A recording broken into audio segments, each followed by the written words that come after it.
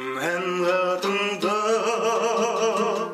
тосамын әр хатыңды, сағындым алма бағын, арайлы алматымды, сағындым ақ гүлімді, сағындым ақ қолымды, алматым сыйладың сен, шабытты шаттығыңды. Ақын, ғалым, шебер, 8 қырлы бір сырлы жерлесіміз, халықаралық Алаш әдеби сыйлығының лауреаты, 40-тан астам кітаптың авторы. Оспанов Серікбай Оспанұлы. Серікбай Оспанов 200-ден аса ән мәтіндерінің авторы. Олардың көпшілігі атақты әншілердің орындауында орындалды. Әнге сөз жазу өзі бір жағынан қиын. Өйткені тұсаулысың ғой. Анау шегі бар, сол шегірәден асып кетпеуің керек. Бәрі санаулы, есептеулі. Серікбай Оспанов ақындықпен қоса ғылымды да қатар алып жүрген қайраткер. Әсіресе Ыбырай Алтынсариннің тұлғасы, дүние танымы, шығармашылығы, өскен ортасы мен жұмбақ қазасына қатысты зерттеулер оқырманды бейжай қалдырмайды. Сонымен қатар Серікбай Оспановтың ғылыми еңбегінде ұлы ағартушының тіл мен дінге, тәрбиеге қатысты ұстанымдар айтылады. Бұрын соңды жарыққа шықпаған мәліметтер жарияланды. Кеңестік дәуірде де еңбектер жазылған Ыбырай Алтынсарин туралы, бірақ көп зерттелмеген, бірін-бірін қайталаулар бар.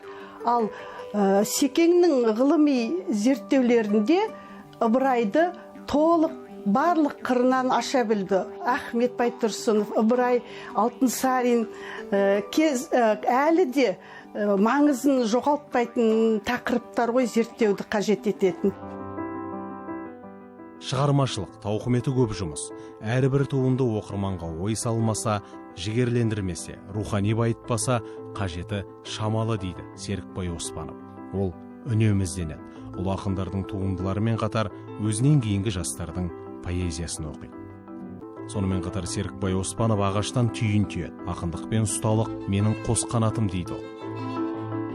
Сол бесік жасағаныма мақтаныш етемін. Өйткені менің бесігімде қаншама бала өсті. Баланың төсегі ғой, баланың қуанышы. Бұл да мен поэзия деп ойлаймын, жасау. Поэзия деген өзі адамның жанын жадырататын нәрсе болу керек қой. Эстетикалық ләззат сыйлау керек адамға. Бұнда да сол эстетикалық ләззат сыйламайды адамға. Сондықтан мұнда да поэзия бар. Мынадай кішкентай бесіктер 90-шы жылдарда бізде жұмыс болмаған кезінде осындай кішкентай бесіктер жасадым. Тіпті осының біреуі Кореяда, Сеулде тұр. Бір бесік, осындай бір бесікті солар алып кетіп, көрмелеріне қойып қойған екен. Енді мына бесікті жасаған, осы бесігімде өскен өзімнің немерем мына бесік жасады.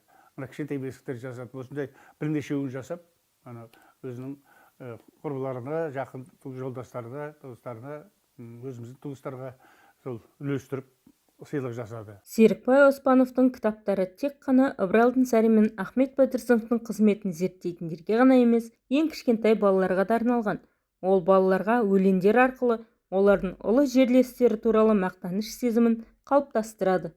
Ақжол бабасы, Ақтас ағасы, Ақкөл ауылы, Аққұм даласы, Айдауда Ақтеңіз болды панасы. Ақтан аңсары, Аққұм басқаны, Ақжол азаттық, Ақсөз ақкөңіл, алған ақбата, алғыс ақтілек алға бастады.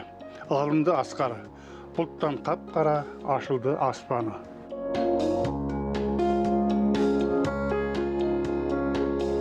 Сегіз қырлы бір сырлы ағамызды 80 жасқа толған мерейлі мерейтоймен шын жүректен құттықтаймыз. Сізге зор денсаулық, қажымас қайрат, ұзақ та мәнді ғұмыр тілейміз. Сан қырлы еңбегіңізбен жасаған игі қызметтеріңізге алдағы уақытта да толайым табыс, береке, бірлік нәсіп болсын.